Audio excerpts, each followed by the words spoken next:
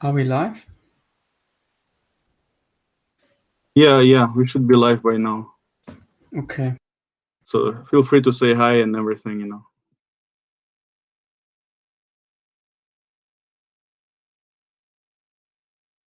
You can also do that if you want to start.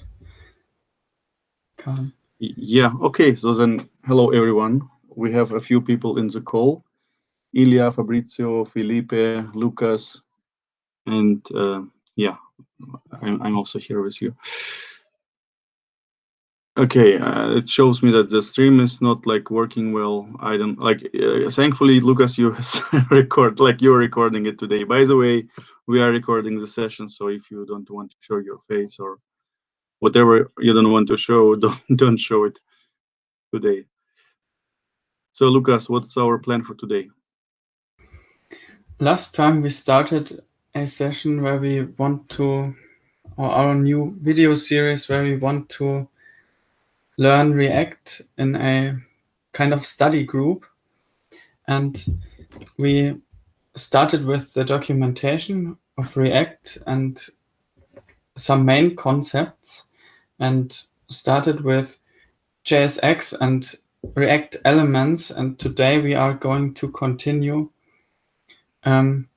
by exploring what components and state and lifecycle is all about. And yeah, we are going to do this in a session where we do like peer learning. We experiment a little bit with what is in the documentation and read it out loud. Yeah. Can we, Lucas, recap what we did like last session 1 week ago? You already mentioned some keywords, GS6. Yeah. If I remember correctly, I haven't like. It would be nice to have like a homework, to do a little bit of exercise in between, but we didn't. I personally haven't done anything there in this direction. So yeah, GS6 is what is this? Okay, let's read it. JSX is basically a way to write HTML inside of JavaScript. It's a syntax extension for JavaScript where you can much more easily write your components or elements in React declaratively. And yeah, by doing that, you can, like, for example, you don't have to separate HTML and JavaScript anymore, and also CSS. You can do that at one place. So you have a better overview if you build like one component for an app where you have like JavaScript, HTML, and everything that gets rendered all together. And yeah, that's basically what we learned. And then we learned that JSX also converts to React elements. And React elements are basically like the JavaScript representation of those JSX components that, yeah, will be converted by, I don't know, was it Babel? I guess so. Yeah. And yeah. Is it compiler? Is this Babel? Yeah, it's that compiler that Okay. converts JSX to normal JavaScript. Yeah, exactly. What we also learned that React is using virtual DOMs, which can be quite powerful. So you don't have to like use React on the whole DOM of your web page, like you don't have to build a React app with like the whole website, but you can also use React for just smaller parts of the website. Like if you have a node in your HTML file that you need to somehow make interactive, you can do that with React. And if you don't need it at any other point in the website, so you don't have to use it everywhere. Yeah, that's basically what we learned. Have I shared the link for the documentation where we left off? Yeah, I guess so. We did the first 3 chapters in the docs.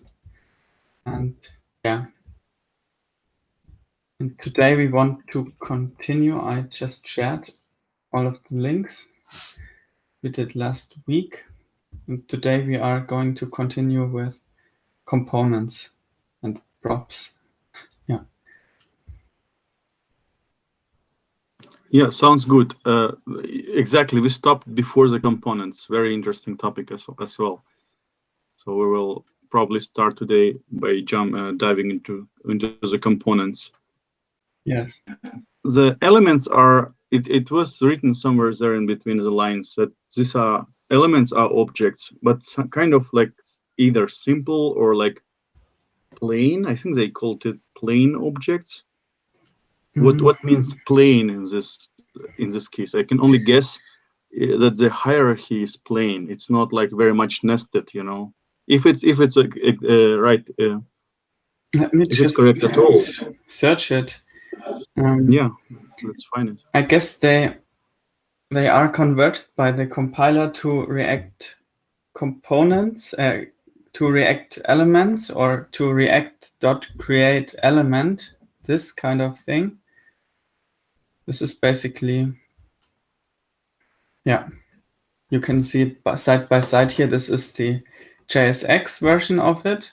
And this is like the version with React.create element. And this will be compiled to this by Babel. And what this create element returns is a element which is basically some kind of JSON object with some additional features. Like, I guess that's it. And yeah. Yeah, but I was wrong calling it like plain object because it obviously has some nesting going on. Yeah. Like H1 is the parent, and then what is it? Greeting is a child, and so on and so forth. Yeah. Exactly. But another thing, is anyone here experienced in React or had like done anything with similar technologies? So maybe if someone else wants to join the discussion here.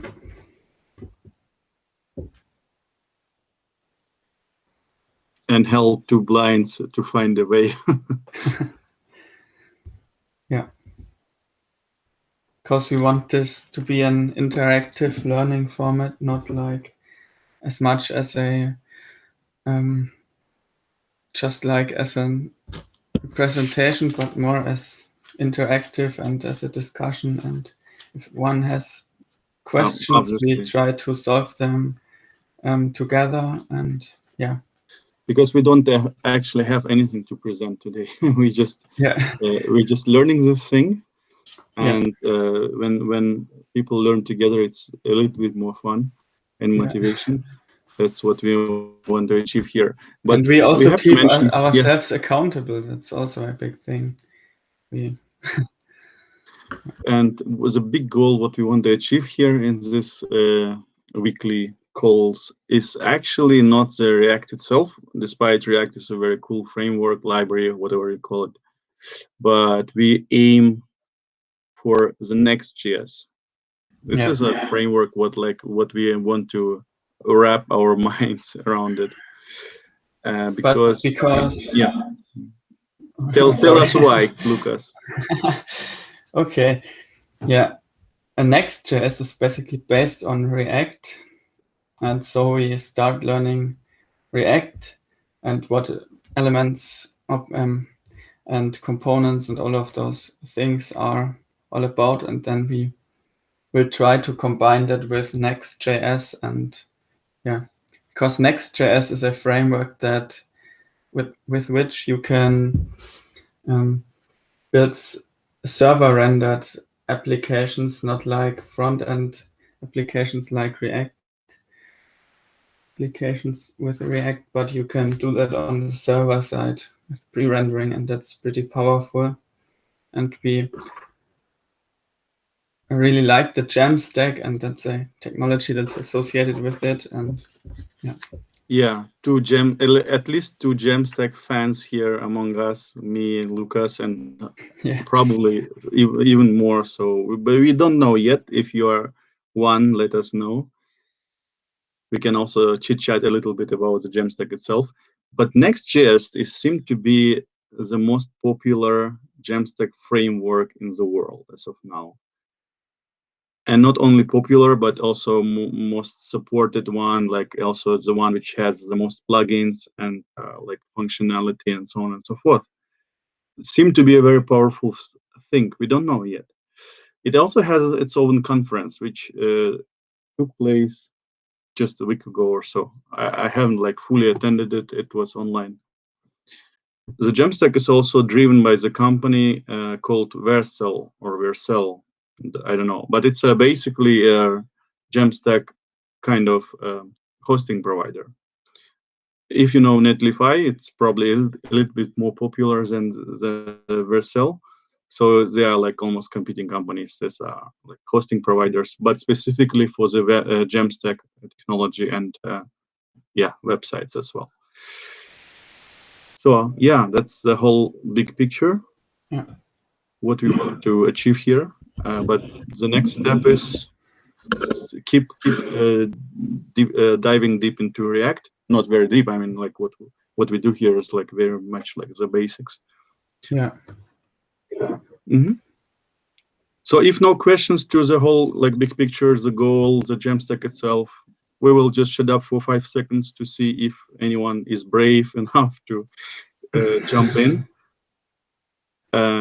Yeah, let us. You don't have to raise your hand, but you can just unmute your microphone.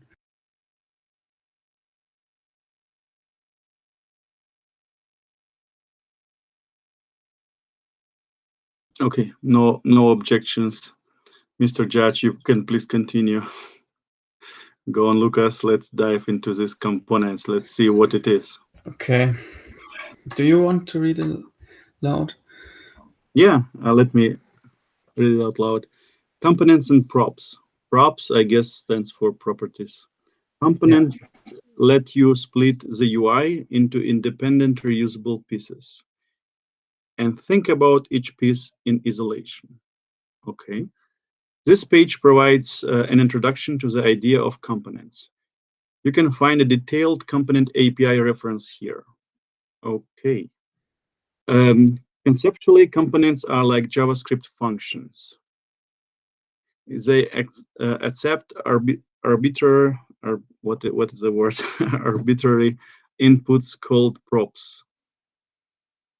Arbitrary inputs called props. Okay. And return React elements describing what should appear on the screen. Yeah, I still like a little bit challenged to understand what it exactly is, but let's think again. Or Lucas, you already went through this piece. Yeah, you basically think of it as a function that has like properties or attributes, and which you can, and props are nothing else than that. Yeah. And I guess also with this example we now have, it could be really clear what it is. Basically, the function is the component, and props are the properties for it. Yeah. It looks like input variables or whatever, like usually what would you have usually in functions, right? Yeah. It's nothing else than a JavaScript function. Yeah, but it looks like, yeah, go on, please.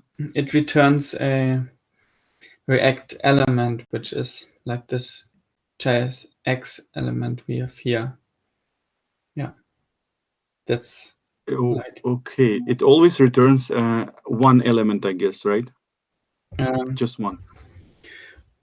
And return React elements. I don't know if it's just one, or I mean, you can also like bundle them together and nest them.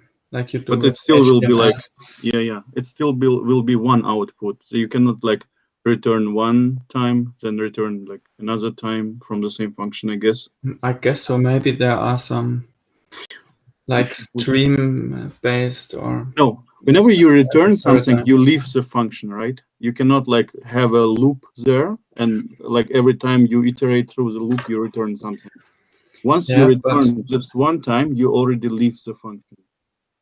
Yeah, you should have to, but in React, if I remember correctly, there should be also like a paradigm that's called like data flow or streams, and yeah, that's basically how you can update stuff like regularly instead of just like returning something once like you do here. Okay. But I will keep in mind that a React component is a function which always like returns outputs an element, JS6 element, and what else? It always like it by default it always kind of waits for props. Maybe there are none or like which will be passed. Maybe you will just call the function without any like input props, but then the default construction is kind of expecting something there. To pass. But that also is just like the declaration of components and not really how you use them, because you can also use them in HTML or in JSX, and that's a different story. Okay, I think we can like move forward here. So this is an example of a usual like typical component. Function and class components. The simplest way to define a component is to write a JavaScript function. Okay, here's the example. So function is a valid React component. This function is a valid React component because it accepts a single props, which stands for properties. Okay, we guessed right at least. Props object argument with data and returns a React element. Yeah, one React element. Just it can be like massive, but it's still one element which will be returned. We call such components function components. Okay, so they call it components, but then they call it also function components. Why not you call it function? Okay, because they are literally JavaScript functions. Okay, then call it functions. Okay, cool, understood. Let's remember everyone, like React components are functions, which return elements, which are JS6, whatever output. You can also use the ES6 class to define a component. Class welcome extends React component. Okay. And then it goes render function, return, and then a JSX element. Yeah. It's interesting that you have like two ways of writing components, one as a function, JavaScript function, one as an ES6 class. That's nice.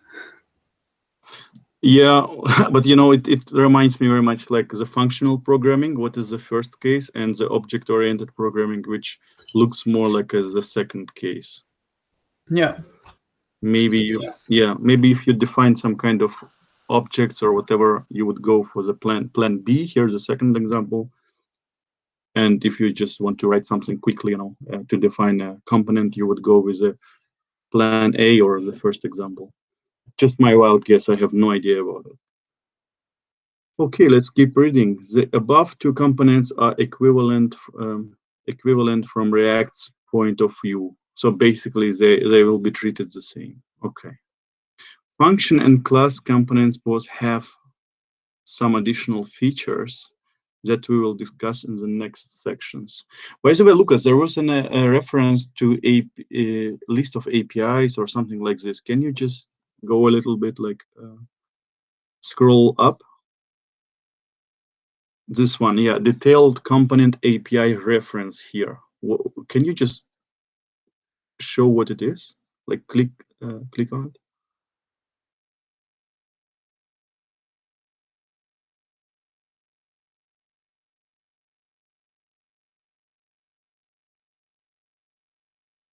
This is what you got, yeah? Like the list of APIs doesn't look so much so. Other APIs, okay. I expected something like REST-based, but it just looks like a list of functions. And Lucas, by the way, if you're speaking, so that you're muted. Oh shit. Yeah, I was no muted. Yeah, it's basically a very long page list where you of have functions. like all of the members of the React.component class that you can use. Mm-hmm. Yeah. Which we saw in the second case, the second example, Yeah. like, which was extended. It Yeah. already bears some functions within, as they call it, APIs. This is like No, it's an application programming interface. It's not a REST API, but it's a JavaScript API. I hear the term a lot. Yeah, okay. So yeah, let's think about it as as APIs, as they call it. Okay, cool. Now we clarified at least how their APIs like of the component look like. We haven't dived into it, but yeah, we can go back and continue reading. Yeah, we were here. As components both have some additional features that we will discuss in the next sections.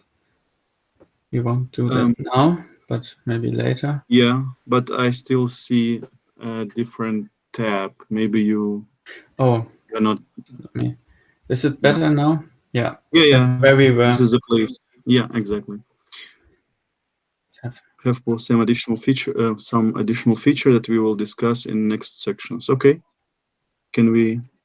Yeah, rendering a component. Previously, we only encountered. Sorry, I somewhat, not all words are working today with me. React elements that represent DOM tags. Constant element equal div, closing div, like it's self-sufficient div, it's not closing. Just a div tag. Okay. So yeah, element is just an element, and on the right side we have a kind of GSX, which consists only from of one tag. Okay. Mm-hmm. Yeah, this is what we know. However, elements can also represent user-defined components. Okay. This so basically, sorry. Yeah, go on. This is basically what we have here. If you declare a welcome React component, you can use it like this. In JSX, you can use it as some kind of pseudo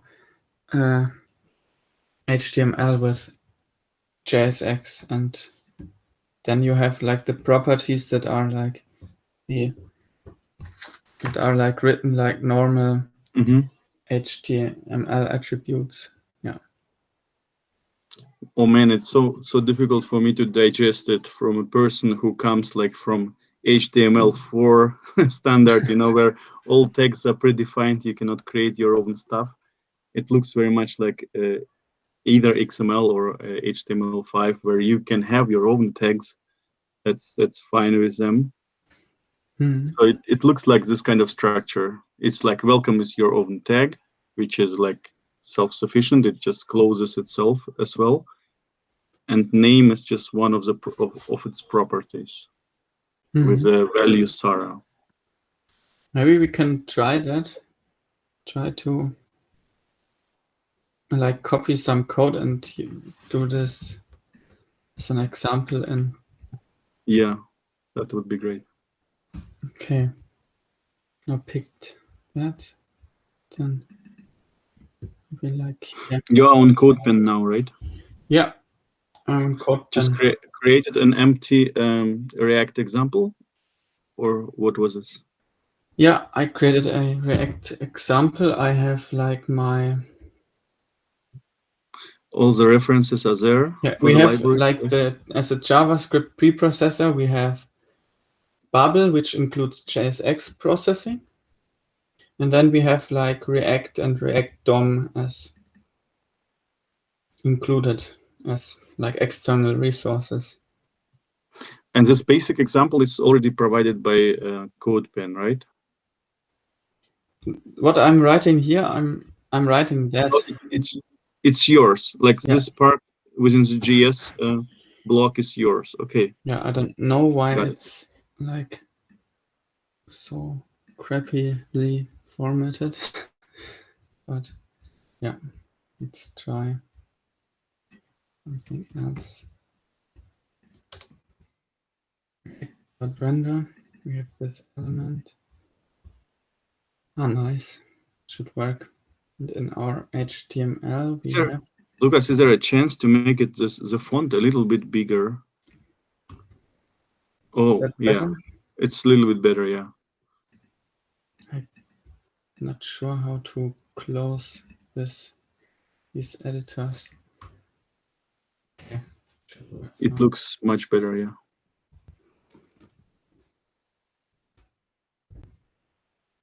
It's quite interesting.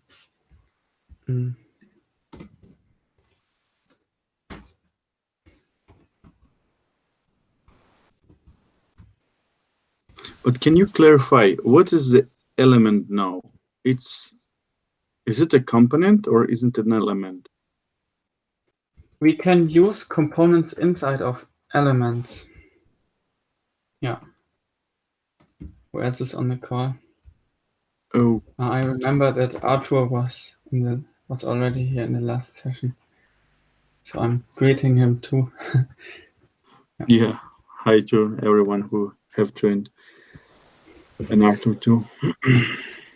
Yeah, but it blew my mind now. I have no idea. Like, I'm frustrated. Like, what's more important? Like, what is bigger, element or a component? You can. Okay, an element can use components, and a component can like return elements. So if you have like class component 1,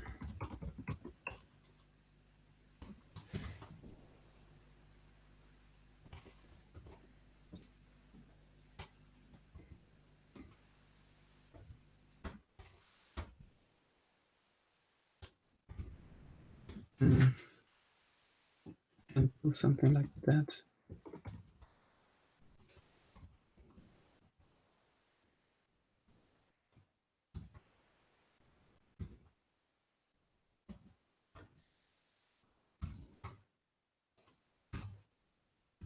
It should work.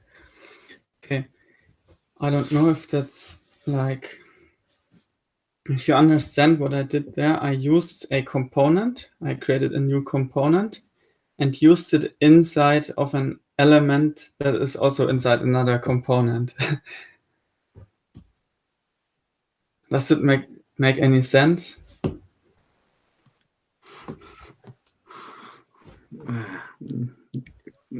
Probably, yeah. But the problem is to really like understand how it works. Okay. Basically, if you like want to write a component, you do that by writing a class that has a name, like comp1 in my example here, and it returns a render. It has a render function which returns like an element. Okay, components return elements. Yeah. They render elements, to be more specific.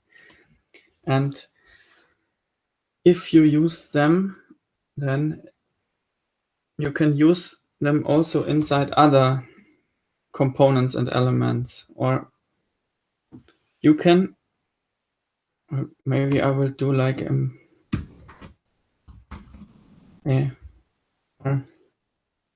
straightforward example. And you can use this component that we declared here like that, comp1. You write it as if it was an HTML component, an Okay. HTML tag, more precisely. Yeah. Okay. More like that.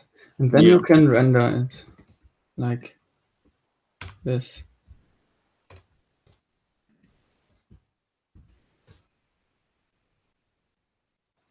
Yeah.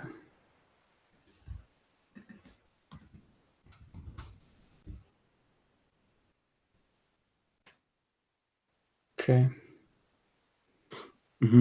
Okay, I more or less understood, but I guess I will need a few attempts on it.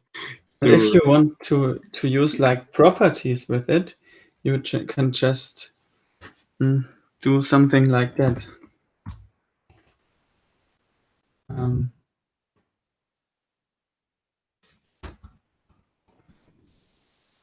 It's not a good example, but yeah. Sorry, I have to look it up. But this props.title.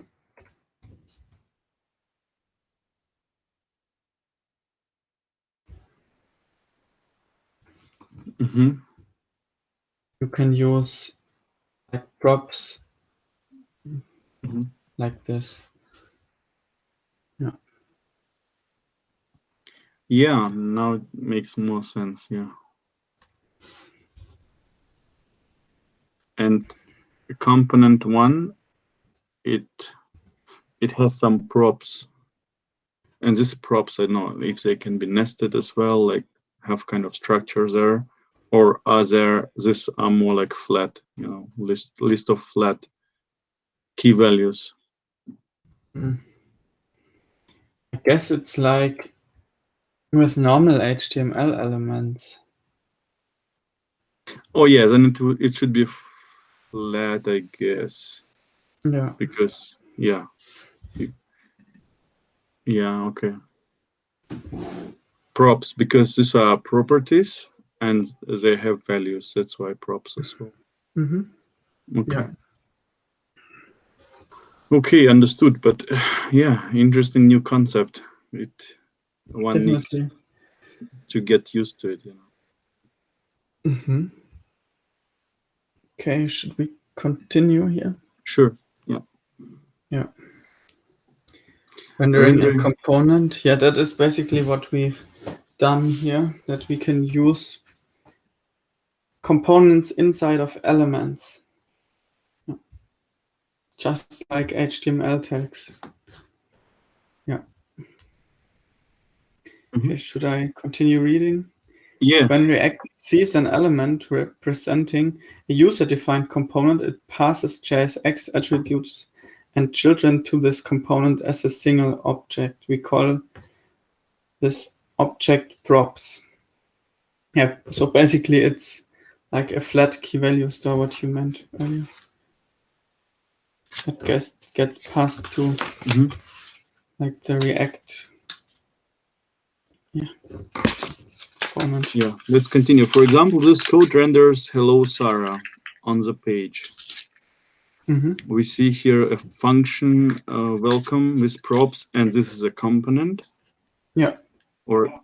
Yeah, but what we did earlier was that we used the other kind of way of declaring React components. We used a class, but you can also do it with a function. Yeah. This one looks, to me at least, a little bit more familiar, not as complicated as the object-oriented definition. Yeah, but I guess if you have like more complicated components, you would prefer classes over functions, because yeah, you can have like several functions inside a class and lots of stuff like that. That's a question. Do they also define like classes in React, and do they have like quick and dirty functional programming? If it's the case, then obviously there is no choice. If you defining a class of whatever kind, you have to go with a second variant where you have like object-oriented definition.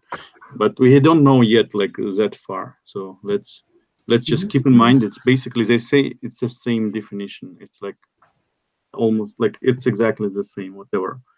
Okay. Yeah. We see here a component called welcome with some props. Yeah, props are always there. It's basically the declaration of a React component with like the function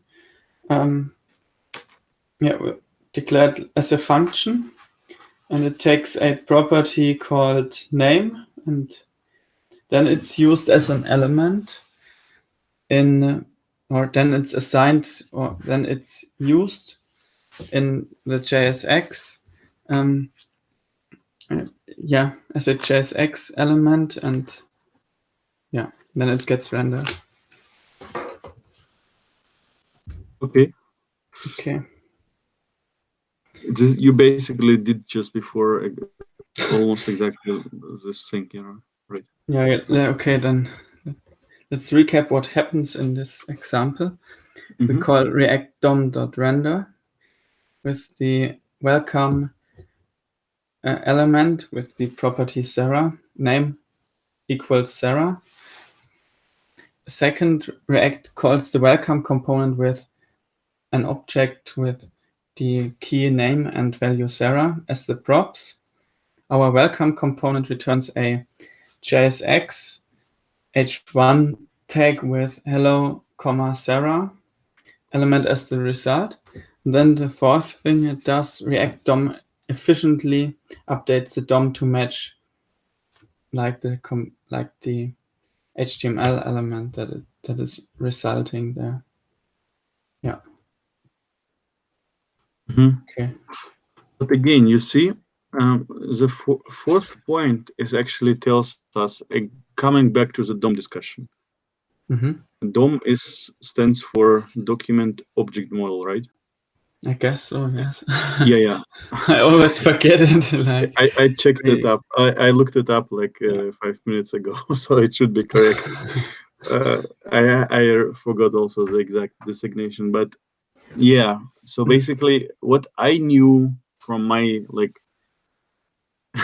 not very extended knowledge of web, that there is one DOM, and in browser kind of when it renders the page, it keeps this DOM representation in its kind of memory. It's not like exactly displayed. What you see on the screen is a like visual representation of it, and it can be like overwritten and so on. But here they also reference the React DOM efficiently updates the DOM to match. Blah blah. So basically, they just have their own representation of this DOM in React, which they match like on a regular basis to the web DOM, whatever it is, in the browser. So there, I think you said along the lines yesterday that there are a few DOMs and stuff like this.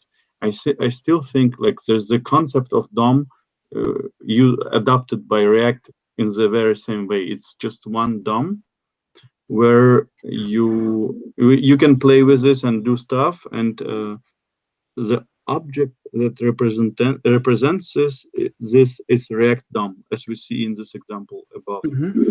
And the function render only like updates at first the React DOM, and then I guess immediately also the actual DOM. You can do this rendering like multiple times in your code in the same run, whatever, but it will still reference always basically every DOM. Time you want an update, basically always. Or you add something to your representation, right? Exactly. I saw that some new people were joining. I will just share like the link what we discussed today. That we are discussing React, and we are in the 3rd chapter of the documentation, and today we discuss components and props, or to be more precise, we are learning it. We are like bloody beginners. Absolutely. Ivan from the stream chat is asking, is there a repo link? So there is no repo which we have right now where we would work jointly. There will be a repo at some point, I guess, but we are not coding it as of now, anything. Maybe he asked about the CodePen example. CodePen example is something what Lucas runs in his browser tab. Yeah. But there are also, you see here on the screen, try it on CodePen. So basically all these examples here in this tutorial, they are directly linked to code samples in the CodePen. CodePen is a virtual environment, like in browser environment, where you can execute front-end stuff. And it fits pretty well for this kind of exercise. You can just use like, I will share a link to the stream and also in our Google Meet. This is basically how you can set up a CodePen editor with pre-installed like React dependencies, so you can easily like use it. Or I think I didn't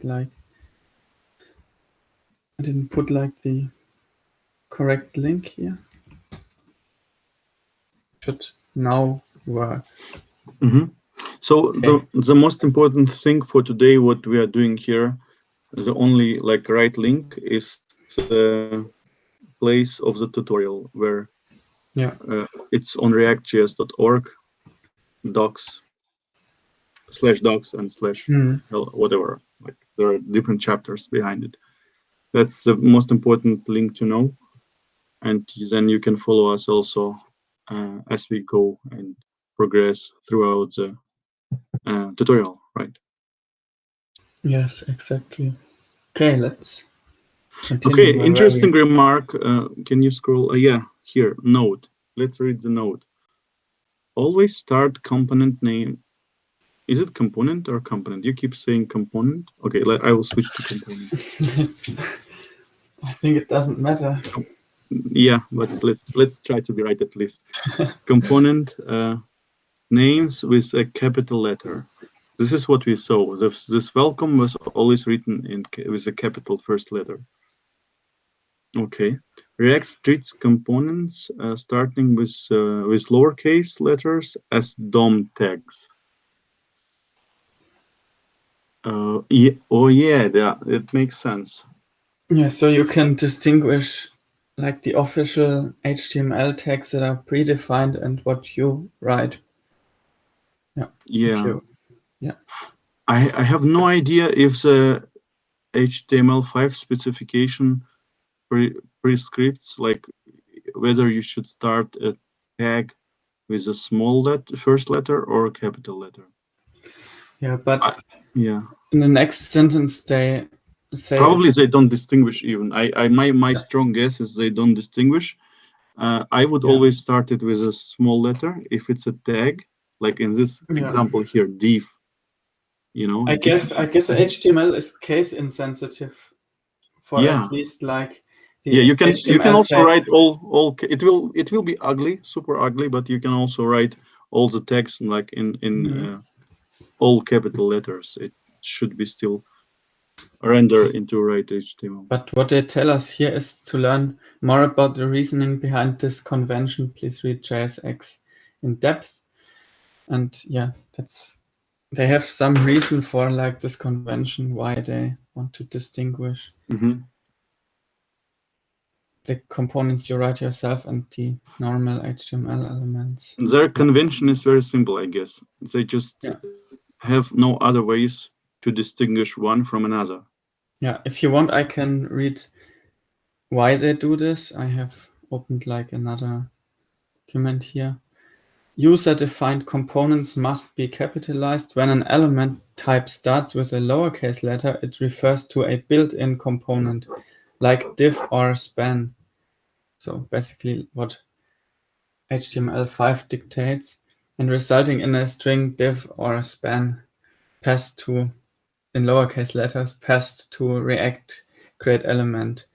Types that start with a capital letter like foo with, I can share my screen, maybe that's more convenient, compiled to React create element foo with a capital letter for the F and correspond to a component defined or imported in your JavaScript file.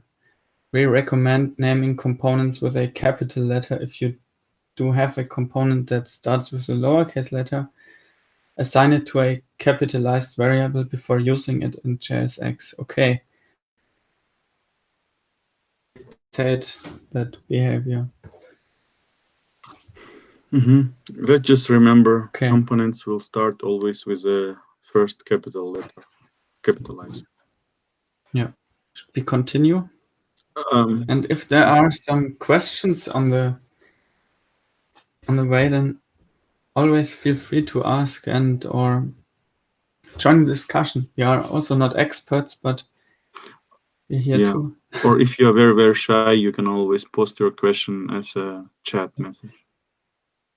Yeah. Okay, switching back to the documentation. Then there is something called composing components, next headline. You want to continue, Karen? Yeah, composing components, the chapter. Components can refer to other components in their output. Okay, this lets us use the same component abstraction for any level of detail. A button, a form, a dialog, a screen in React apps, all those commonly expressed as components. For example, we can create an app component that renders welcome many times. Okay. So we have a function here called welcome. This is obviously a component. It waits for props or like inputs props and returns h1 6 statement h1 and inside hello props name function. And like now comes another component called app. Well, this component, it doesn't ask for props. Yeah, because it doesn't need them. So you can, it's basically optional to have props if you need them. Yeah. Oh, is it? Oh, it's optional now. Okay. Yeah. You say it optional because in all the examples before it was like always there. Yeah, okay. But with JavaScript, it's you can never like be really sure that you have like a non-nullable type, and you have to always deal with like undefined null and all of those exceptions. Yeah, I understand, but you know, in the documentation, it kind of they state that the props kind of almost like mandatory there, you know. So I would expect in the documentation the wording at least like you can have props if you want, but if you don't need to pass any parameters, then that's also okay to not have it, you know. But now we see it also works the other way. Okay, interesting. And I wanted to correct myself. I always used like JSX component or element, but the correct term is JSX expression. This gets then converted by Babel to a React element, or basically like a constructor that creates a React element, just to make sure the jargon is right. Yeah. Okie doke. So here, this component app, it includes between a div2 opening and closing div tags, it includes 3 calls to the component welcome. And it will result, my guess is it will result into hello, like 3 h1 tags, one after another. One will say, like the first will say hello, comma, blank space, Sarah, then Kahal, then Edita. That is, I guess, will be the output. Yeah. And then try that. they rendered. Oh, nice. Yeah. Yeah, exactly.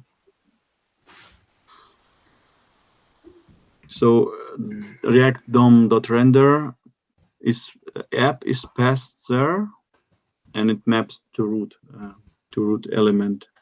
Okay. Oh, shit.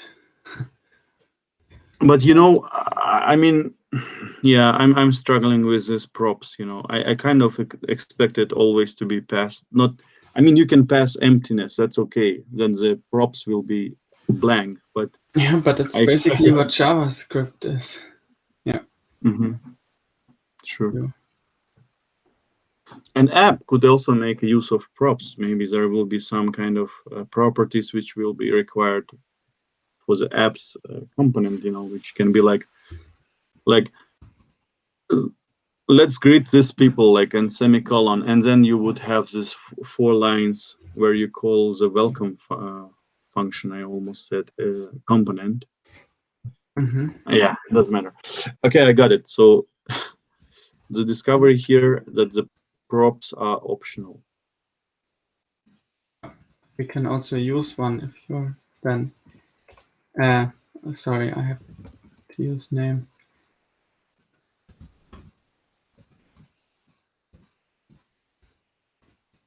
Ah, shit, I can't use. I don't know how to escape those brackets. I don't know how to do that. I have to use like double brackets. Like that. Okay.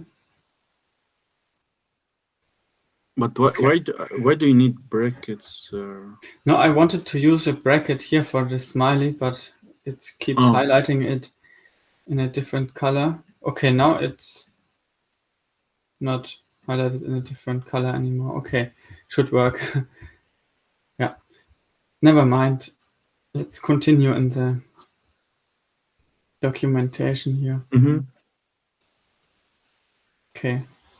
Conveniently, you can try it on CodePen yourself. There is a nice link to it. Okay, typically new React apps have a single app component at the very top. Okay. However, if you integrate React into an existing app, you might start bottom up with a small component like button and gradually work your way to the top of the view hierarchy. Did you understand it? Yes. Okay. I can live code like the example if we have like share this tab instead. Okay. Say we have like normally you would have like your HTML like this, that you have like all of the HTML is written with React, and you have like a root element that gets rendered by.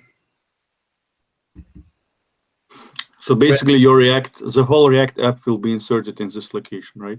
Yeah. It's an anchor to your to your page. Actually. Yeah, exactly like that. The app is like the main component, and everything is rendered in there. But you can also do something much more easier like this. Say we remove all of that, call it button.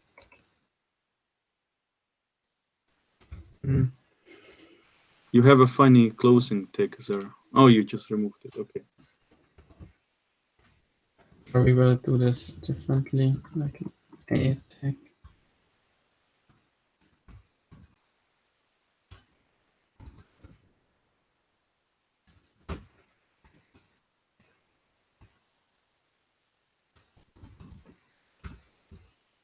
Something like that.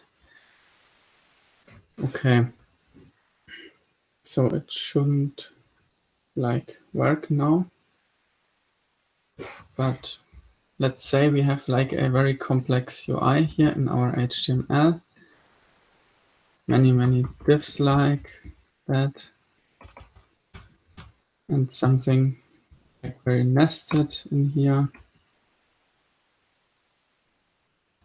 And then you can add this at some point in your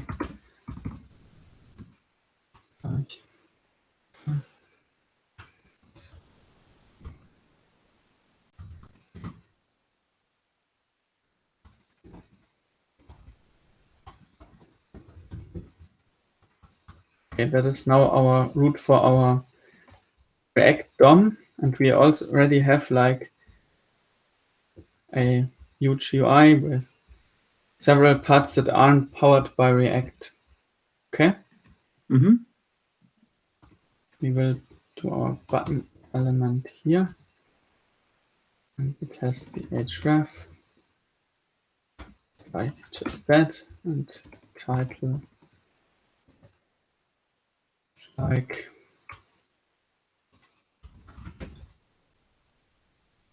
and that should maybe work, but yeah, okay, it works. Yeah. I will just, for the sake of completing this, do another stuff code that isn't rendered by React. I think you get the example. It's very long, but you don't have to use like all of it. And if you want to use like everything, the convention is that you start with a component that is like called app. That is like the root component you would use for your React app. But if not, you can also use other elements that you can like link into your DOM at any point you like. Okay, got it. It's similar with other frameworks like Vue.js, for example, right? Yeah, It's exactly. like pretty same concept as well. So. Okie doke. So let's continue where we are now. Extracting components. Don't be afraid to split components into smaller components. Okay. For example, consider this command component. Function command waits for props, what is nice, returns. Oh, it's a pretty nested structure of divs here. You have like a user info in it, and then the comment text and the comment date, which are all like different areas inside this just one comment.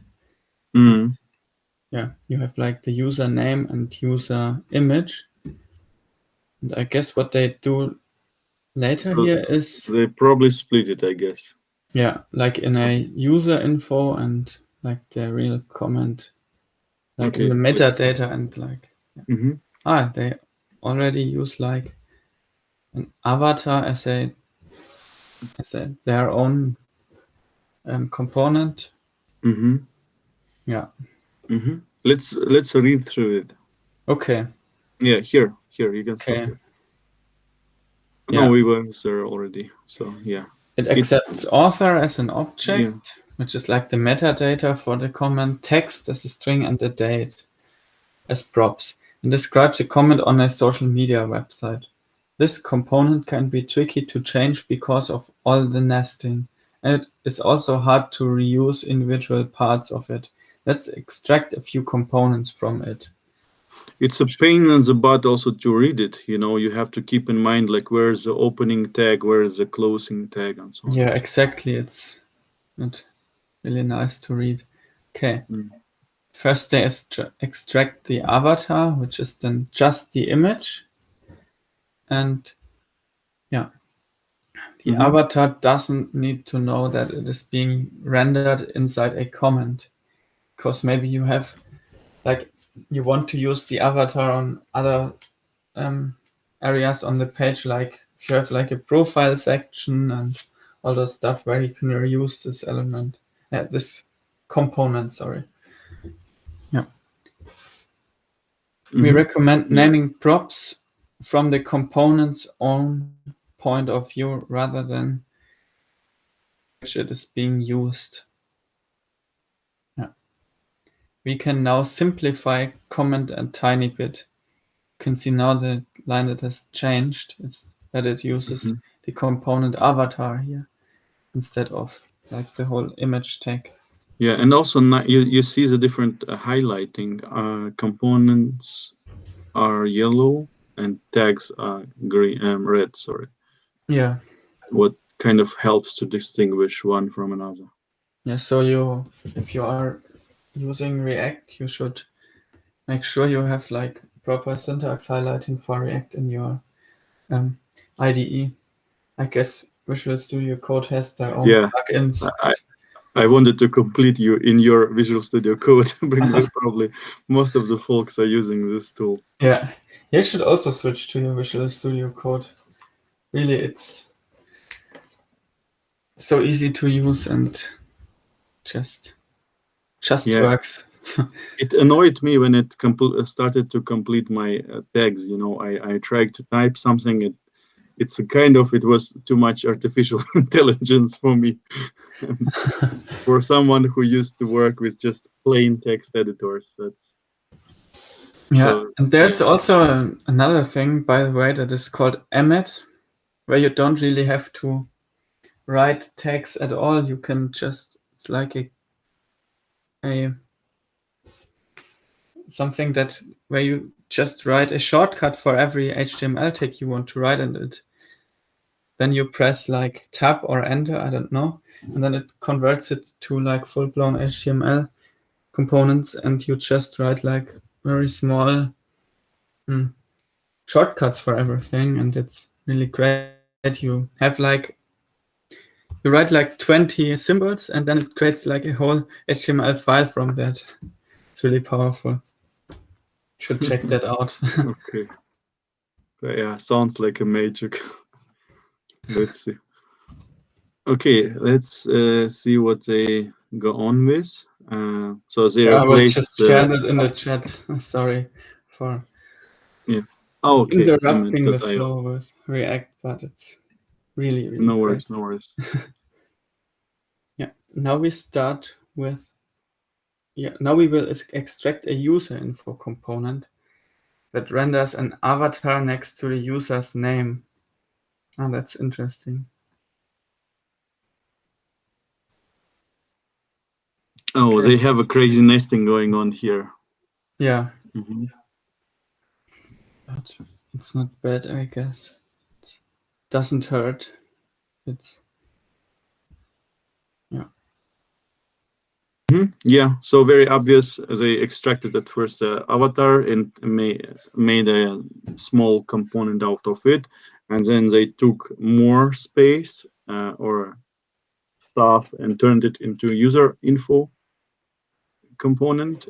And yeah, it goes on like this. I guess you can nest as much as you want components, and it all makes sense because these components are now reusable things. You can use these parts in different pieces of code, I guess. yeah. And it makes the thing more readable, I guess. Also, much better readable than before. Yeah. Okay, so let's go on here. Extracting components might seem like grunt work at first, but having a palette of reusable components pay off in larger apps. It just generally, it's a better style, I guess, even in a small app. Yeah. A good rule of sure, go on. Sorry, I always interrupt you. No worries, no worries. Please no, go on. You want to say something? Yeah. Also, if you are working with like huge design systems where you have like one distinct style for a button, one style for a navigation bar, and all those components that are predefined, and you can then couple them together into logical units that do certain things, like you have a some kind of dialogues or predefined pages, that templates for pages that you want to use, and that's really great if you have that all in components that you can recycle and really reuse lots of the time. Yeah, sounds really like a good style, you know, splitting this big chunks into smaller pieces. It's just better. It's like, forget the reusability, even for like small apps. It's way better to read for yourself. Like whenever you return back to your code, programmer looking at it, you know. So yeah, just for this reason alone, I think it's worth it. Yeah. Okay, let's read about the good rule of thumb. What is it? Is that a part of your UI is used several times, button, panel, avatar, or is complex enough on its own, app, feed, story, command. It's a good candidate to be extracted to a separate component. Yeah, I mean, logically, it's like splitting the thing into objects, you know. Logically, if it makes sense, you can already split it right there. Props are read-only. Okay. Whether you declare a component as a function of a class, it must never modify its own props. Consider this sum function. Function sum accepts A and B, and then the result is return A plus B. Okay. Looks like a simple sum function. Such functions are called pure because they do not attempt to change their inputs and always return the same result to the same inputs. Okay, they are predictable.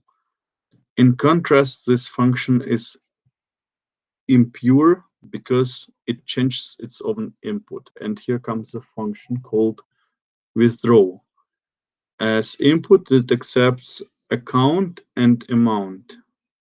Then amount dot total minus equal amount.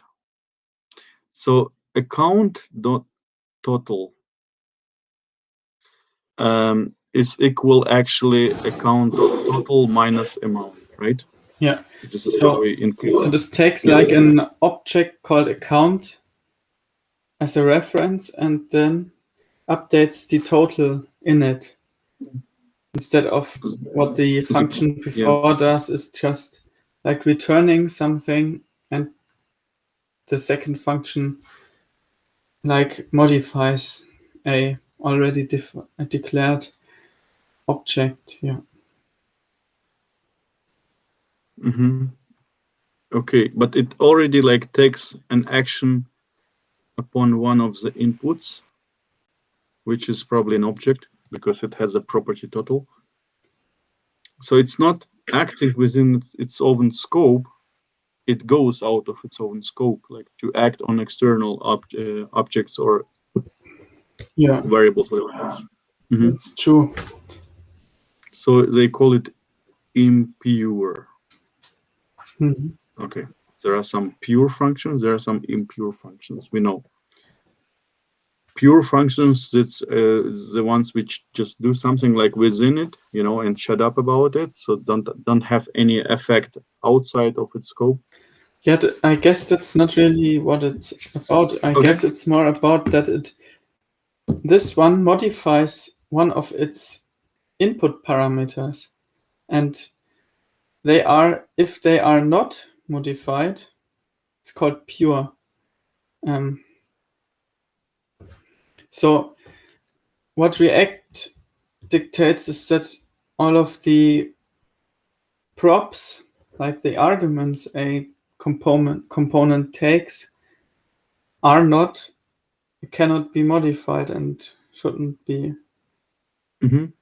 So they are read-only. Yeah, exactly. Okay. Yeah. And here is the statement. React is pretty flexible, but it has a single strict rule. All React components must act like pure functions with respect to their props. Okay, one rule. Of course, application UIs are dynamic and change over time. In the next section, we will introduce a new concept of state. State allows React components to change their output over time in response to user actions, network responses, and anything else without violating this rule. Okay, state. We will move to the state now. Okay, state and life cycle. Yeah, let me just see how long this chapter is. Okay, that's still a little bit to go here. But maybe we could like wrap up after that chapter if you. Yeah, sounds like a good idea. Yeah.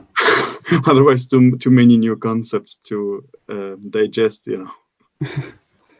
But let's kill this state. Let's get through it. Yeah. State and life cycle. This page introduces the concept of state and life cycle in a React component. Shit. You can find a detailed. Lucas, can you please go on? I just so frustrated with this word. Okay, this page introduces the concept of state and lifecycle in a React component. You can find a detailed component API reference here. That's what we opened earlier. We are not going to do that together, but if you are interested in that, click it yourselves from the. It's all in the online. It's the same list it's the same list which we had like at the beginning of the last section. Yes, I guess, right? Yes, exactly. Okay. Yeah. Consider the ticking clock example from one of our previous sections. I remember that one. In rendering elements, we have only learned one way to update the UI. We call React DOM.render to change the rendered output. Okay. It's basically the set interval function. It takes like a callback and this interval, and after each, it's basically an endless loop with like a timeout of 1 second, and after that, this whole function gets called. Yeah, we did have it as in the chapter of elements, I guess. It was like one of the latest examples before we finished the chapter. I think so it's too. exactly the same functions. They haven't modified it yet, right? Yeah, but we are seeing another way to do something like that now. In this section, we will learn how to make the clock component truly reusable and encapsulated. It will set up its own timer and update itself every second. We can start by encapsulating how the clock looks. Okay. This is like what thing does. So they introduced the clock component, right? It's a clock component with the exact layout as we did have before. Yeah. But they already encapsulated that in one React component, which is called clock, and they use it here as a JSX expression. Okay. Yeah. But they still have like the tick function and use it as a set interval and don't use it as their own component. Yeah. But we will also see how they convert this tick function into. Lucas, could you also have like tick as another component? Yeah, that's basically what we are going to do here, I guess. Okay. Yeah, we heard that it should be encapsulated in one component. However, it misses a crucial requirement. The fact that the clock sets up a timer and updates the UI every second should be an implementation detail off clock or inside clock. Ideally, we want to write this once and have the clock update itself, because now the clock is updated from outside of it with this tick function that updates all of the React DOM. And yeah, okay, we want to just have this. Yeah, okay, to implement this, we need to add state to the clock component. State is similar to props, but it is private and fully controlled by the component. Yeah. Someone new has joined. Okay. Okay. Let's see how they do this. Converting a function to a class.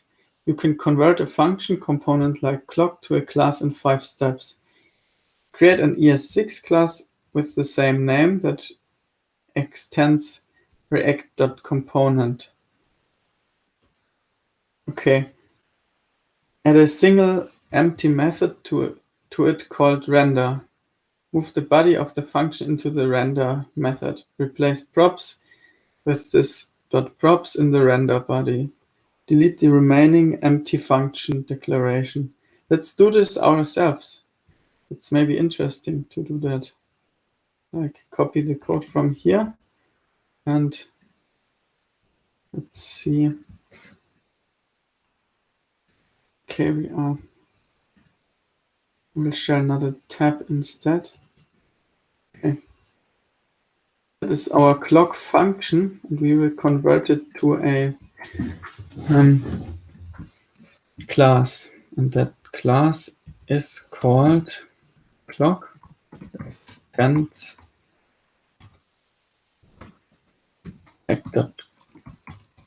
component, because the class doesn't have like argument.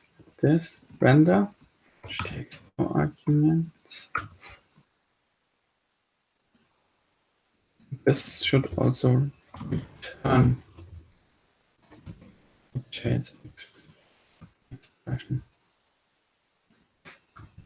Maybe we'll put that in brackets to make it a bit easier to read. Yeah, then we can use like the clock. Yeah. But it won't show like anything because we didn't provide this argument here. But let's get back to the documentation here. Okay, we now did all of that. We created an ES6 class, extends React component, added the render method, and yeah, did all of this stuff. Okay, let's continue. That's exactly what we did here. Okay. Can you all still hear me? Okay. Yeah. I was Clock is now right. Okay. Then I will continue. Clock is now defined as a class rather than a function. The render method will be called each time an update happens, but as long as we render clock into the same DOM node, only a single instance of the clock class will be used. This lets us use additional features such as local state and life cycle methods. Okay, that's interesting. Yeah. We haven't seen yet how state works. I think they will show it. Yeah. Okay, they will show it here. Okay. Yeah. So we don't have like to have a global state, but can have our own state for each React components and don't need to always use like react.render DOM, which is really great that it's also doing that. They are self-sufficient and self-encapsulated, those components. Okay. Adding local state to a class. We will move the date from the props to the state in 3 steps. Okay. Replace this .props.date with this.state dot date. Okay. Let us also do that in our example we have here. Okay, I just switched that here. Okay, now we have that. So the state is always, yeah, we have like a local variable that is called state that somehow updates, or somehow we can update this. Yeah, this one. Add a class constructor that assigns the initial this.state. Ah, nice. We have a constructor. Okay. Everyone knows the concept of constructors. And yeah. I think it's just a function which initiates once an object or class is object is created. Class is a once a class blueprint is of an object, right? instantiated, or what is the verb called? Yeah. Okay. Yeah. Or an object is initiated. Yeah. Interesting. So, like class object understanding, object is a real thing. What can be like created, and class is just a blueprint of this. It's a structure and everything. Okay. Yeah, and there is the constructor executes on the object, not on the class itself, right? When it's basically if at the moment when you create a new object from a class, that's when a constructor is called. Yeah, because class is just a virtual thing. It doesn't leave until an object is not created, right? It doesn't like it exists. Okay. So if there are any questions to this concept, please feel free to ask or post your question. Okay. We will continue. Now how we pass props to the base constructor. Okay. Okay, yeah. You basically, because you are inheriting from React or extending from React.component, which also has a constructor, you need to pass the props to the abstract component React.component you extend from with super and then props in it. So what is super?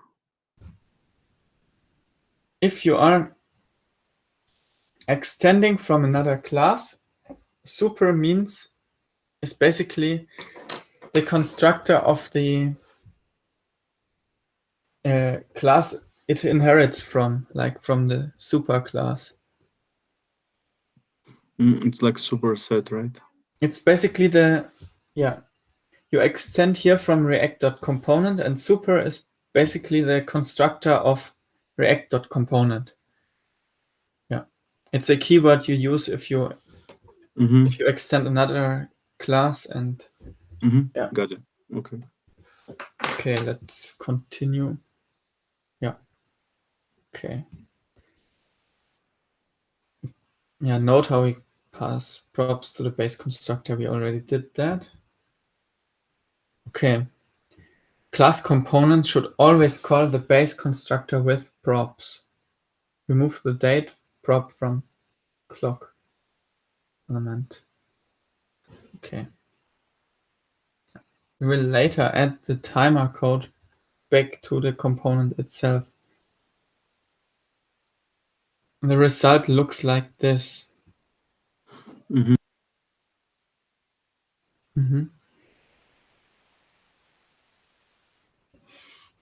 Okay.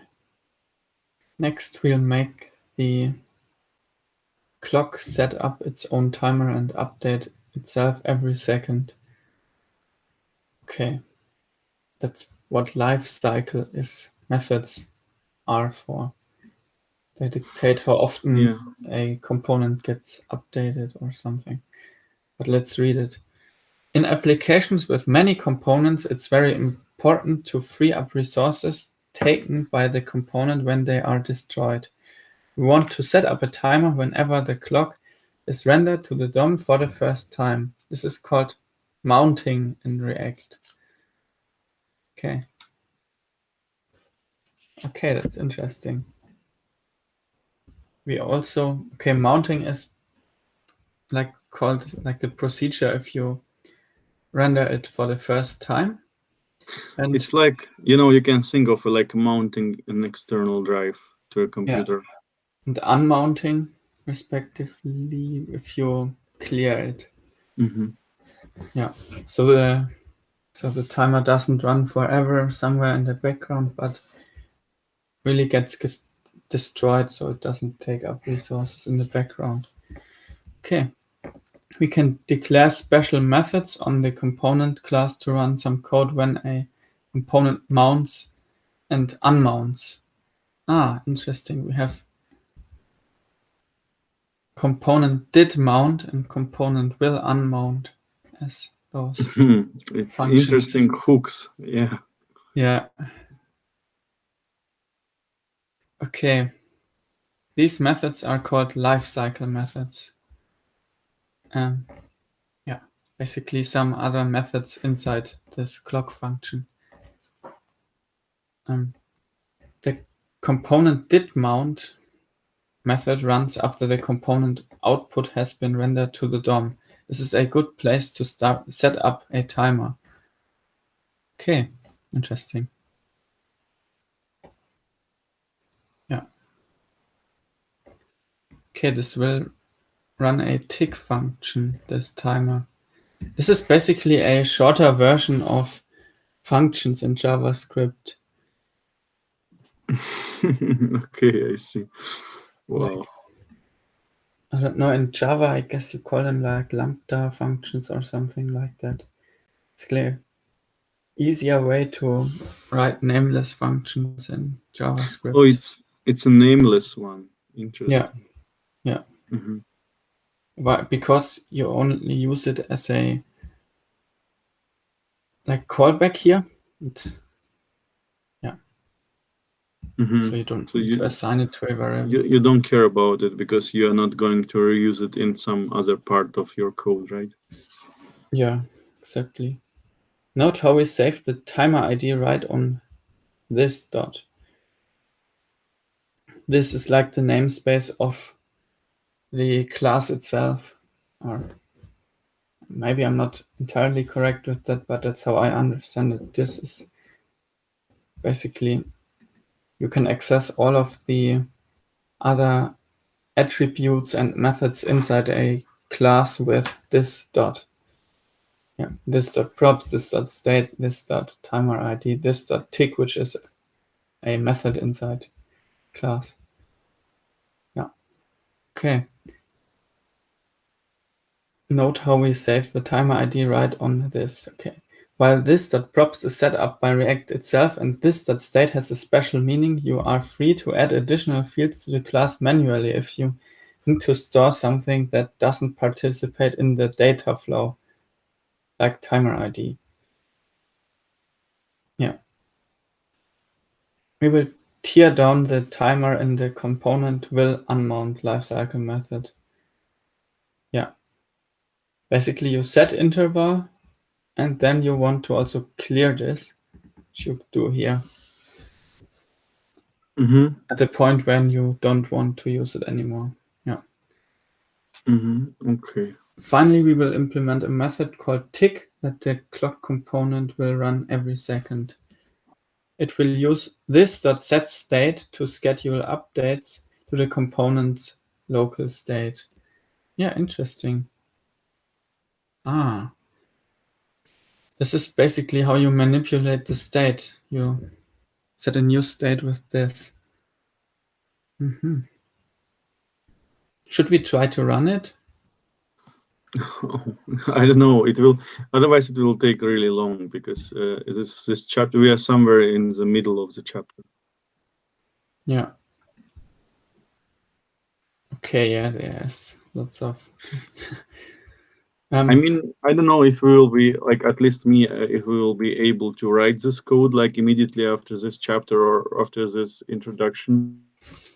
But I think what would be important, at least to read and understand what it means, like if we confront some examples like this. Yeah. For me, it's very easy because I use Flutter, which also has like a similar concept with states. Once you set up your component, then you have like this mount function. Once you destroy it, you have this unmount function. Then you have this function that will run every second and then set a new state. And the state is basically what dictates what is currently on the screen, and you can update it how you want. Yeah. Interesting. Yeah.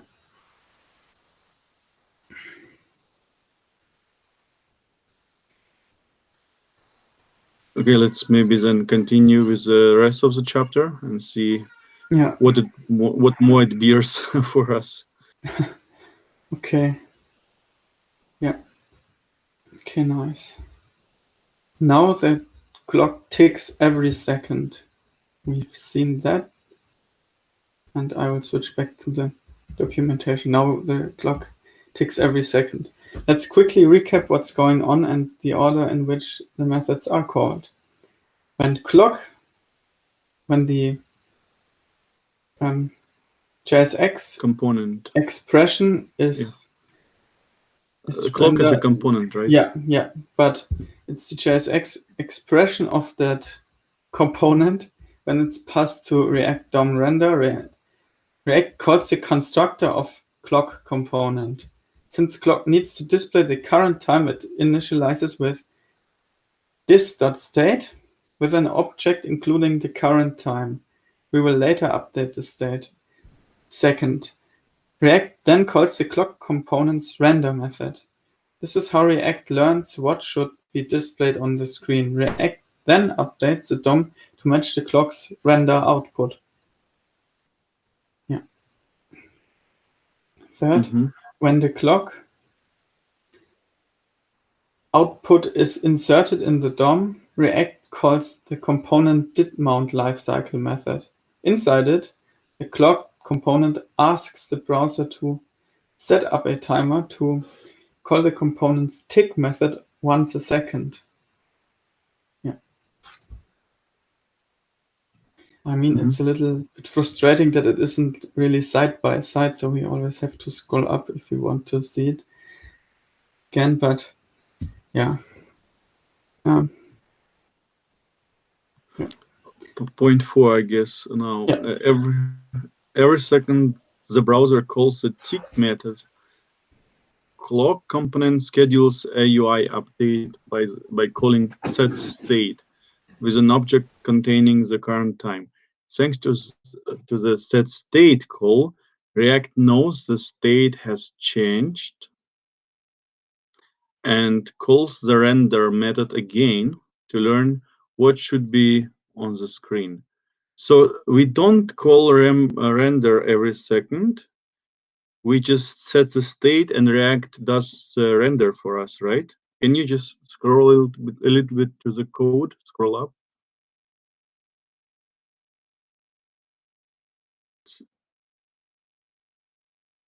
Where's the set state? Here on top. Yeah, so we are setting the state. We don't have to render every time. React reacts to this kind of behavior and updates itself. Interesting. Okay, cool. So where was it? Yeah, this time this .state.date in the render method will be different, and so the render output will include the updated time. React updates the DOM accordingly.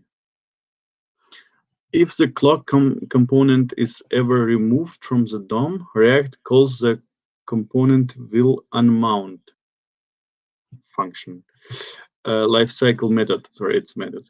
So the timer is stopped. Okay, interesting.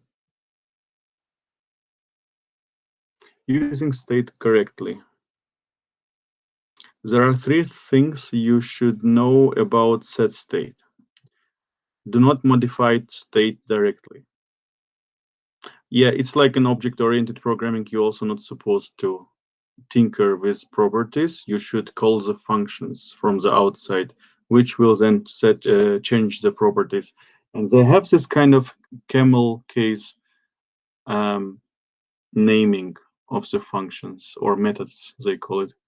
Yeah. In this case, the S in set state is small or lowercase, and the next word is capitalized. Yeah, and I think that if you would maybe modify the state directly, it wouldn't schedule a UI repaint or Yeah. re-render, but it would just modify it and screw things up instead of having this set state method, which triggers all of the rendering functionality under the hood.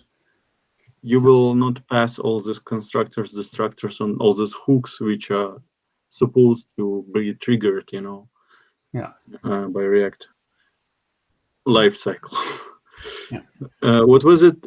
The string on top? You scrolled it to Do not modify state directly. Yeah. This will not re-render a component. Sorry.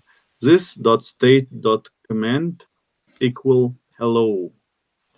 Yeah. Wrong. Basically, if you set a member of this dot state manually, it won't do anything. So you have to use this set state. This set state, and then we have input variables. It's command hello equal hello. Yeah. Okay. So this will set it will be the right and correct way to do it. Okay. Yeah. Got it. But this last thing is really interesting. Yeah. Sorry. Yeah. Do you want to read? I'm just. Yeah, I can finish it. The only place where you can assign this dot state is the constructor. Yeah. Okay. So. Oh, you are assigning. Yeah. You are assigning props to the state, right? In the constructor. You can just assign anything to this dot state, which can also be props, but you can use it before the life cycle of the component because it's in the constructor, but not during the life cycle of a component, which is when it actually is painted on the screen, because then you would have to use set state. Yeah. Got it. Okay. Okay. We can also see this here that you can, at the beginning, you set this dot state like this. In the constructor, you can set it or assign something to it, but not during the life cycle. Okay. Yeah. Okay, where were we? Here, state updates may be asynchronous. React may batch multiple set state calls into a single update for performance. Okay, interesting. Because this dot props and this dot state may be updated asynchronously, this should not rely on their values for calculating the next state. Okay. For example, this code may fail to update the counter. This dot set state and it takes counter equal this set dot state dot counter plus this plus okay.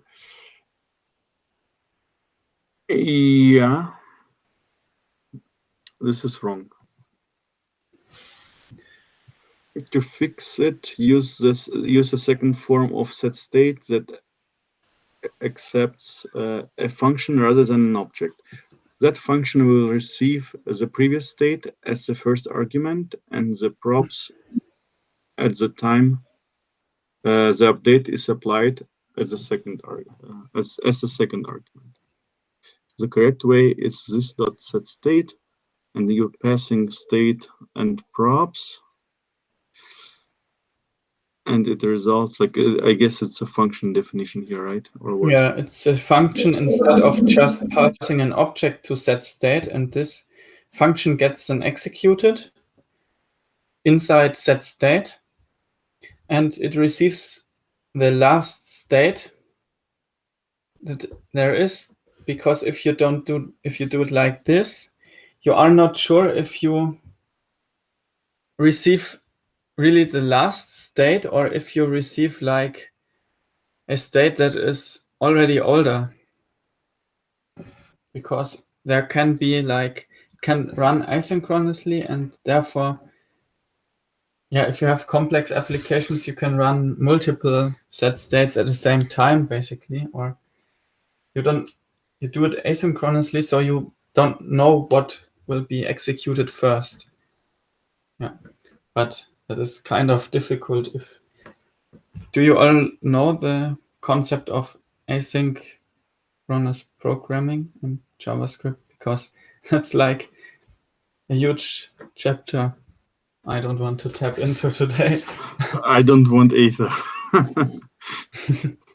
Yeah. Okay. Yeah.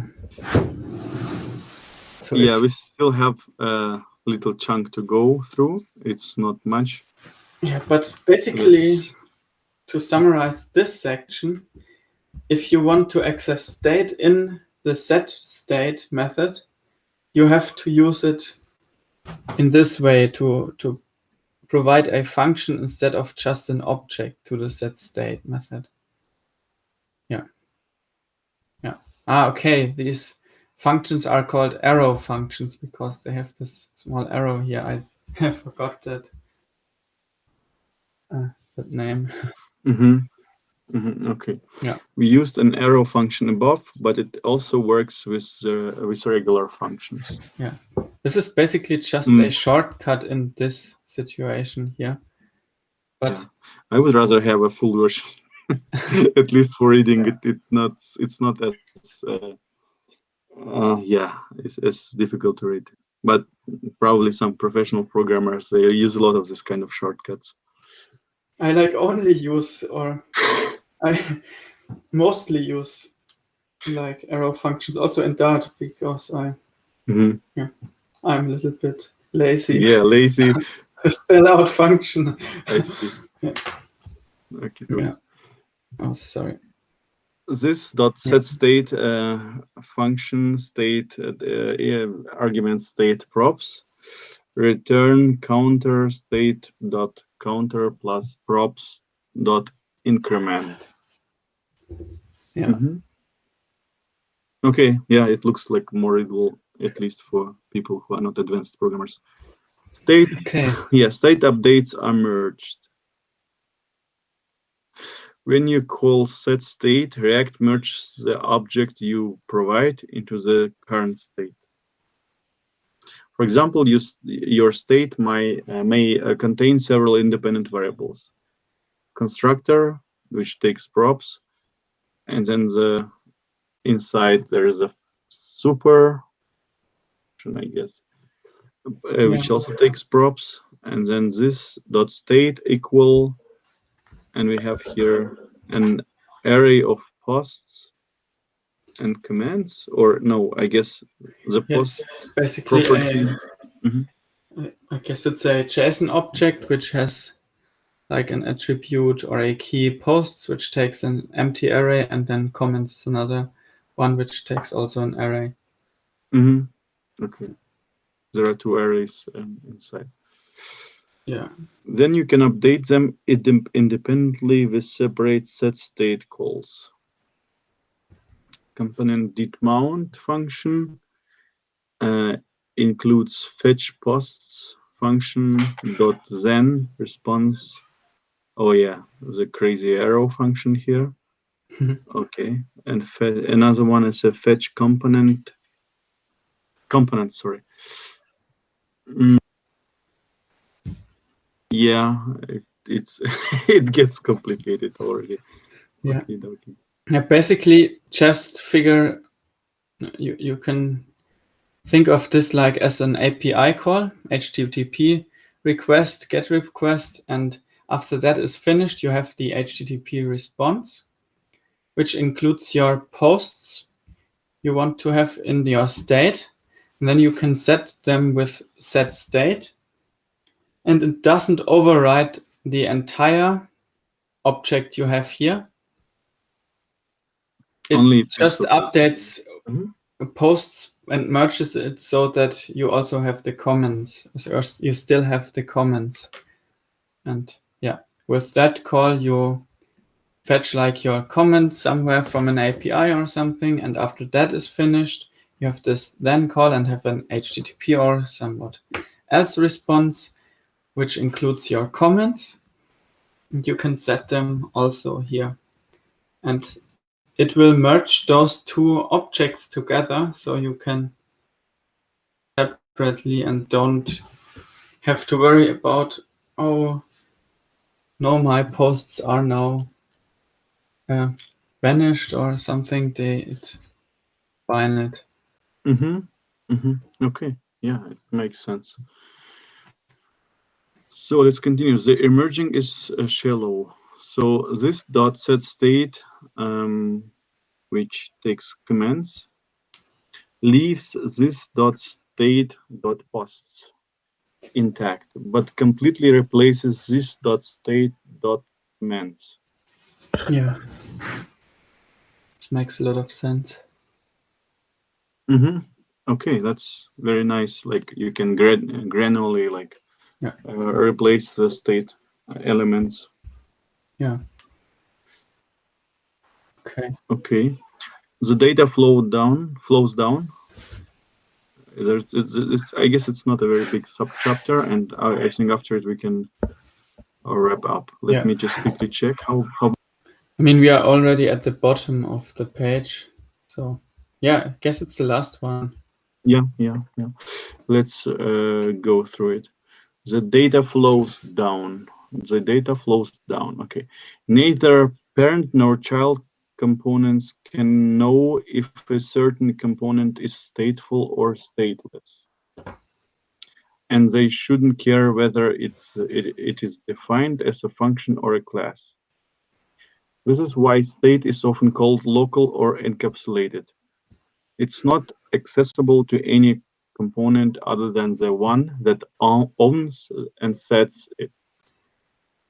A component may choose to pass its state down as props to its child components.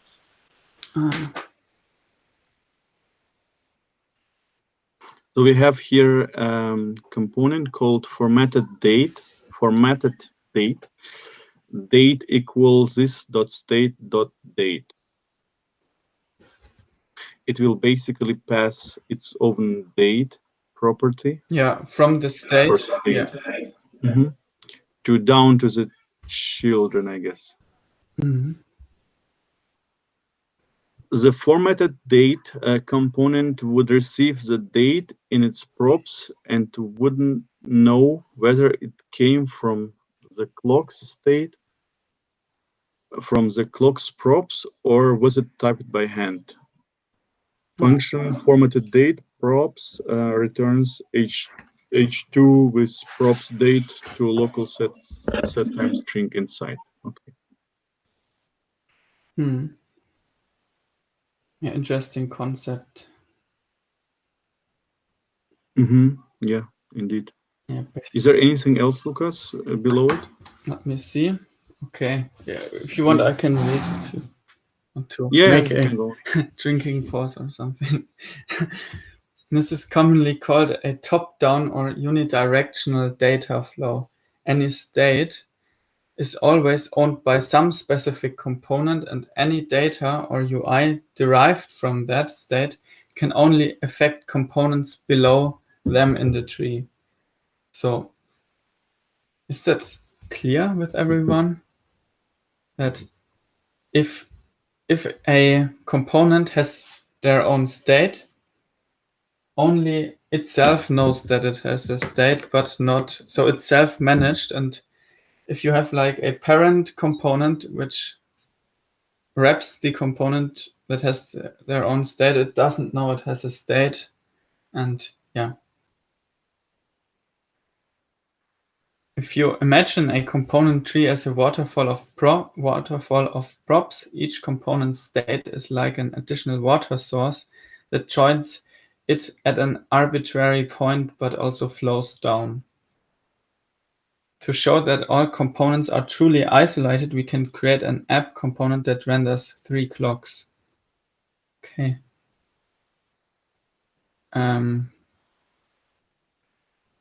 Yeah, interesting. So each one has their own state and updates it accordingly. Yeah. It's really interesting. It can be like clocks for different geographic locations, I guess, right? Yeah, or like clocks that update at a different pace or something like that. Yeah, really interesting. Yeah. Like 2 times faster, 2 times slower, like something like that. Yeah, like relative time or something. Some concepts like that. Yeah. Or like time on different planets, Yeah. Yeah, like I heard but that I guess I'm so bad at physics, but isn't there like if you move at like light speed, that time passes slowly or something like that, or faster, something like that? I don't know. Yeah.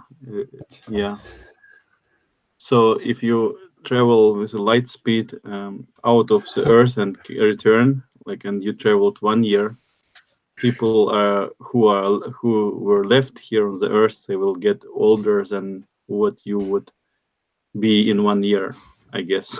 Yeah. But I'm struggling with the concept as well myself. So I guess there was a movie, not Inception. It was the other one with music by Hans Zimmer. But I don't know. But let's read the last sentence here. Interstellar, probably. Interstellar, yes. Yeah, that was a great movie, by the way. Yeah. Yeah. Each clock sets up its own timer and updates it independently. That's what we discussed here. Yeah. In React apps, whether a component is stateful or stateless is considered an implementation detail of the component that may change over time. You can use stateless components inside stateful components and vice versa. So. Thanks God we finished it. Yeah. So you can nest them however you want, and yeah, that's really the same. I didn't know that it's so similar to Flutter, because in Flutter you have widgets which are like their components, and they can also be stateless or stateful, and have also a method that is also called setState and is spelled exactly like that. And you also have like unmounting and mounting functionality. It works really interestingly similar to this. I'm curious who got inspired from whom. I guess React was a little bit earlier there than Yes, exactly. Flutter. But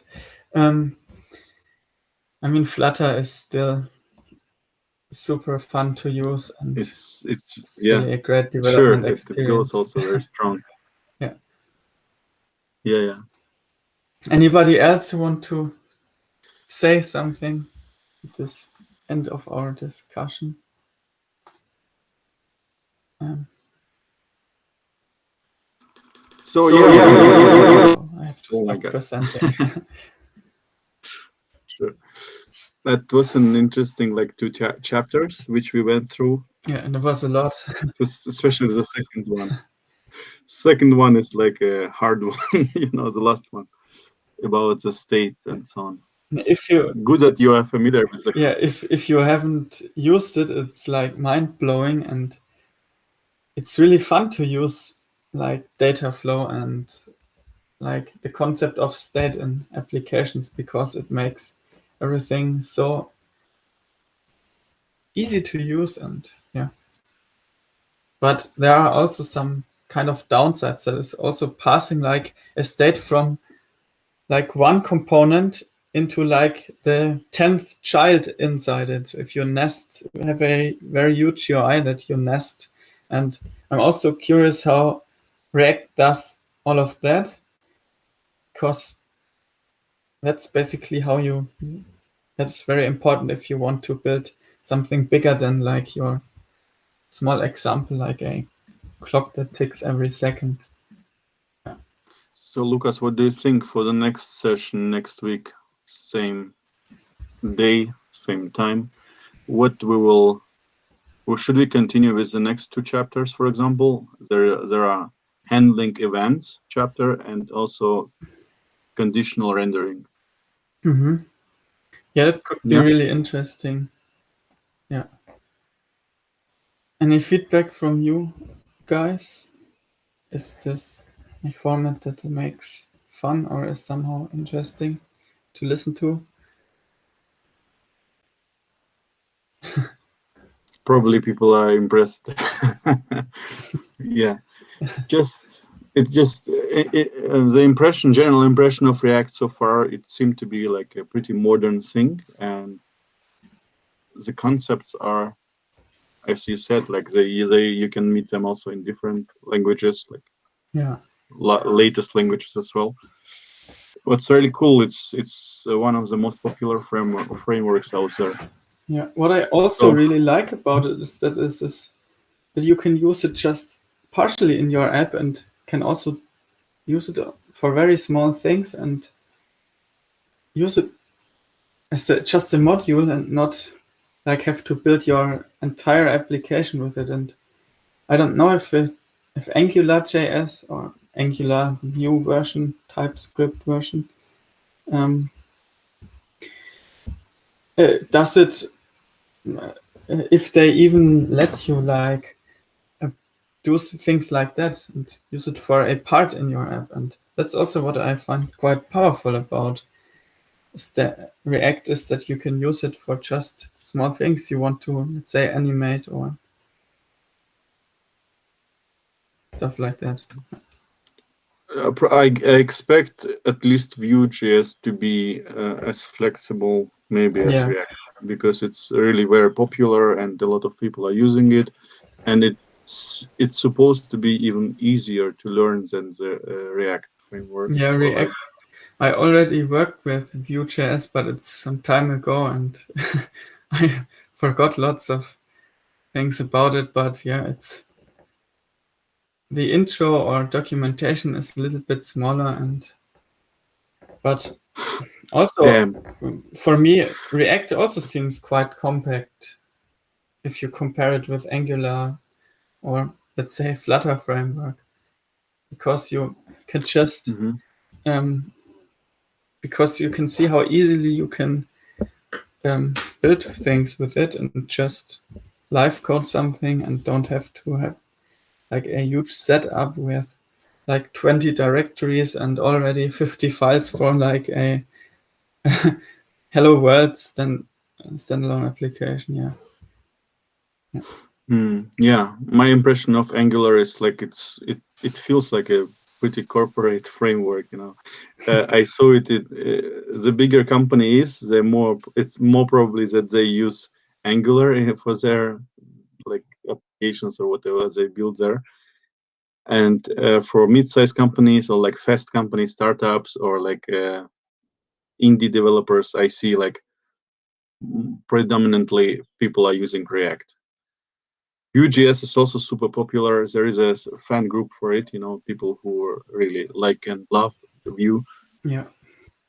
But yeah, in our case, the choice was because of the Next.js. We want to really use this powerful gem stack framework, and that's why we need also React. But yeah, React is kind of plays a key role there. Yeah, interesting. And Daniel said it's fun to listen to, and thanks for letting us join. He said, thanks for that comment. Yeah. Yeah. Arthur also said, thank you, it was very interesting. Yeah, in our live stream, Kosi joined and said hi pretty much at the end of the stream. So Kosi, Hi. have fun. This is the advantage of a stream. Maybe you are at the beginning of it because you can like start watching it from the beginning whenever you want, even as it streams. So have fun for the next 2 hours. We are wrapping it up now. Thanks everyone who was there Yeah. with us. Yeah, hope to see you next time as well. We will continue with the following 2 chapters of React. Yeah, and then we will maybe start also building our own small applications, and then it's going to be more live coding and much more fun stuff to do Absolutely. than just reading it. Hope you stay with us until then. Yeah. Okay. Okay, so that's it for now. Thank everyone. Thanks, Lucas. And yeah, Thanks, stay John. safe, everyone. See you next time. See you. Bye bye. Bye bye.